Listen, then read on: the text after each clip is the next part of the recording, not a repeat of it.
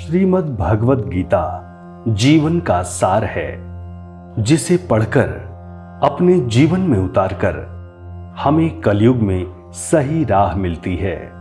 इसके महत्व को बनाए रखने के लिए ही सनातन हिंदू धर्म में गीता जयंती मनाई जाती है।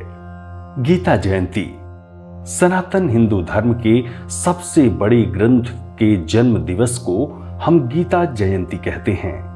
भगवत गीता जीवन मंत्र है, इसलिए सदियों से मनुष्य को सही राह दिखाता आ रहा है, तभी इसे सबसे पवित्र ग्रंथ माना जाता है।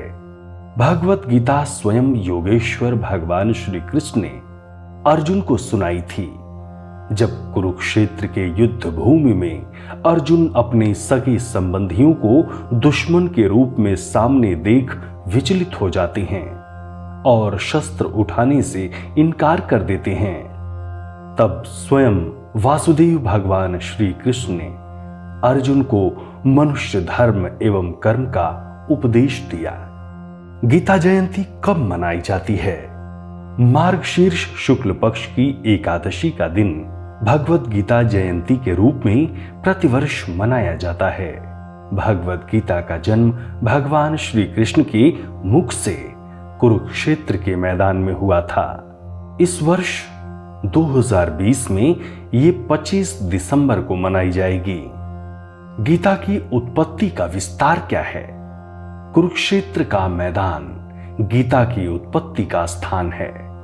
कहा जाता है कलयुग में प्रारंभ के महज 30 वर्षों के पहले ही गीता का जन्म हुआ, जिसे जन्म स्वयं योगेश्वर श्री कृष्ण ने नंदी घोष रथ के सारथी के रूप में दिया था।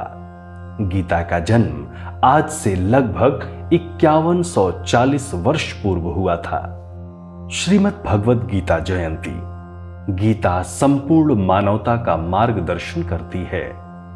गीता के उपदेश जाति धर्म संप्रदाय से परे हैं। गीता के 18 अध्यायों में मनुष्य के सभी धर्म एवं कर्म का लेखा जोखा है। इसमें सतयुग से कलयुग तक मनुष्य के कर्म एवं धर्म का ज्ञान है। गीता के श्लोकों में मनुष्य जाति का आधार छिपा है। मनुष्य के लिए क्या कर्म है, उसका क्या धर्म है, इसका विस्तार स्वयं योगेश्वर श्री कृष्ण ने अपने मुख से दिया, जिससे व्यक्तित्व का विकास हो सके। ऐसे में अब यह जानना बेहद जरूरी है कि गीता की प्रासंगिकता क्या है। कुरुक्षेत्र का वो युद्ध जिसमें भाई ही भाई के सामने अस्त्र शस्त्र लिए खड़ा था, जिसका प्रारंभ तो था लेकिन अंत अनिश्चित था, क्योंकि ये युद्ध धर्म की स्थापना के लिए था। रणभूमि में एक तरफ पांडव तो दूसरी तरफ कौरव, जहां अर्जुन को अपने ही दादा भाई एवं गुरुओं पर गांडीव उठाना था। ऐसे में अर्जुन के हाथ से गांडीव उठाते हुए हाथ कांपने लगे। जब अर्जुन स्वयं को युद्ध करने में अपने आप को असमर्थ पाने लगे, तब मधुसूदन ने पार्थ अर्जुन को गीता का उपदेश दिया। इस प्रकार से कुरुक्षेत्र के रणभूमि में गीता का जन्म हुआ। जब भगवान श्री कृष्ण ने अर्जुन को धर्म की वास्तविकता से अवगत करवाया, तो धनुर्धर अर्जुन को ज्ञान प्राप्त हुआ।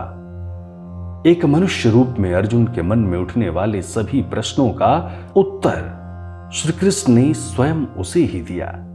उसी का विस्तार भगवत गीता में समाहित है, जो आज मनुष्य जाति को उसका कर्तव्य एवं अधिकार का बोध कराता है। गीता का जन्म मनुष्य को धर्म का सही अर्थ समझाने की दृष्टि से किया गया। जब गीता का वाचन स्वयं प्रभु ने किया, उस वक्त कलयुग का प्रारंभ हो चुका था। कलयुग ऐसा दौर है जिसमें गुरु एवं ईश्वर स्वयं धरती पर मौजूद नहीं है, जो भटकते अर्जुन को सही राह दिखा पाए। ऐसे में गीता के उपदेश मनुष्य जाति को राह प्रशस्त करते हैं।